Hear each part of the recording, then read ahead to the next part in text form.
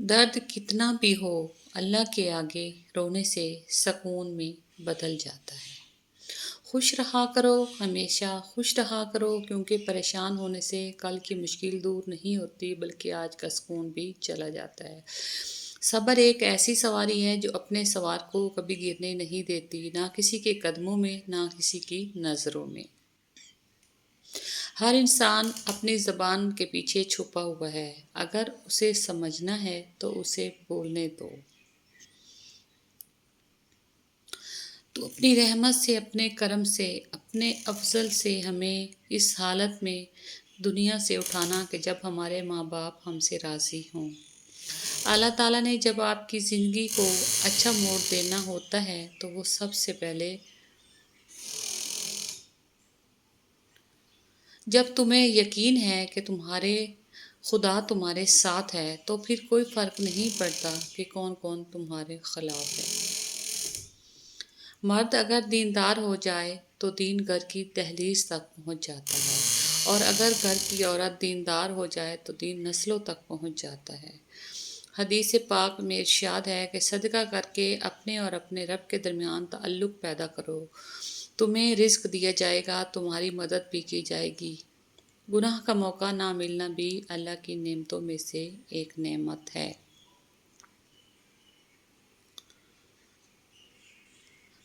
فرعون ڈوب گیا، موسیٰ علیہ السلام گزر گئے، یقین اللہ پر رکھو، راستے پر نہیں۔ دنیا کا سب سے خوبصورت پودا محبت کا ہوتا ہے، جو زمین میں نہیں بلکہ دلوں میں اگتا ہے۔ توبہ قبول ہونے کی سب سے بڑی نشانی یہ ہے۔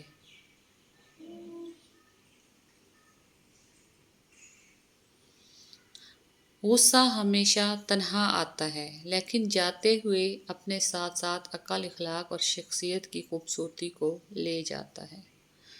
گناہ کا موقع نہ ملنا بھی اللہ کی نعمتوں میں سے ایک نعمت ہے۔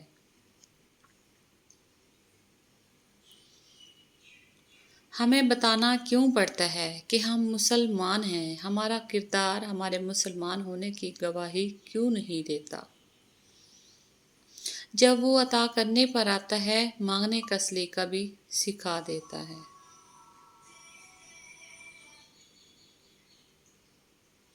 صبر کا دامن نہیں چھوڑنا، وقت بدلے گا، حالات بدلیں گے، دعائیں قبول ہوں گی۔ جنت کی 120 صفحے ہوں گی، جن میں اس میں سے 80 میری امت کی ہوں گی۔ جھوٹے اور ناشکرے لوگوں کو اللہ تعالیٰ راہ نہیں دکھاتا۔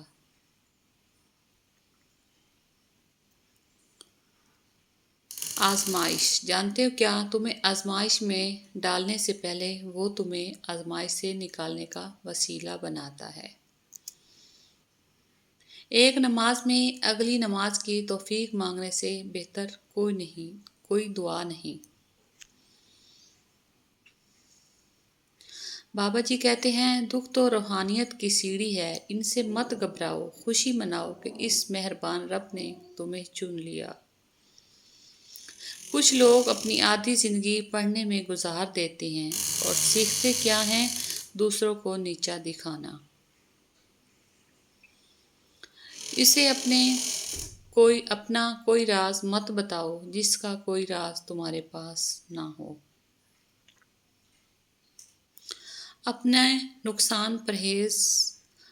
نقصان پر ہرگز غمزدہ نہ ہوا کرے، کیونکہ اللہ آپ سے اس وقت تک کچھ واپس نہیں لیتا۔ خدا سے رشتے پیدا کرنے چاہتے ہو تو خود بھی پاک ہو جاؤ۔ اللہ پاک کی خفیہ تدبیر کو کوئی نہیں جانتا، کسی کو بھی اپنے علم یا عبادات پر ناز نہیں کرنا چاہیے۔ ان مع العسر یسرا، بے شک مشکل کے ساتھ آسانی ہے۔ نیت صاف ہو تو نصیب بھی بدلنے لگتے ہیں۔